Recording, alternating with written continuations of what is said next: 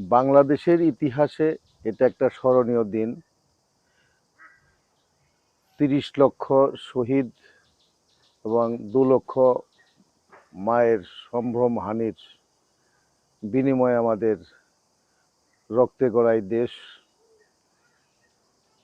দেশ ২৬শে মার্চ স্বাধীনতা দিবস।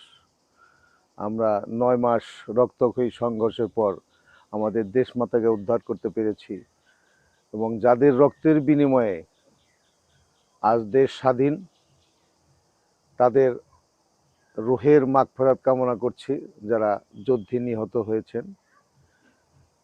আর যারা বেঁচে আছেন তাদের দীর্ঘ আয়ু কামনা করছি। আল্লাহর দরবারে তারা যেন ভালো থাকে, দেশমাতাকে তারা মুক্ত করেছেন শত্রু কবল থেকে।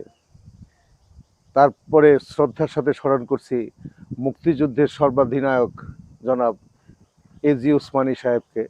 উনি স্বাধীনতা যুদ্ধের নেতৃত্ব দিয়েছেন।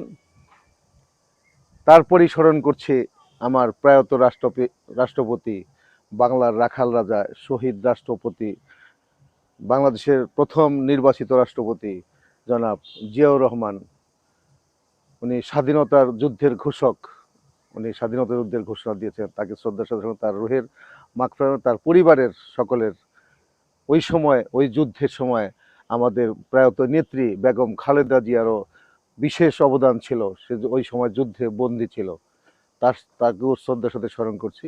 সর্বোপরি জাতির ইতিহাসে যারা এই ধরনের ঘটনা ঘটিয়ে গেছেন আমাদের স্বাধীনতা যুদ্ধের জন্য, তাদের সকলেরই মঙ্গল এবং পরজগতে তাদের ভালো থাকেন সেই আশাবাদ ব্যক্ত করছি।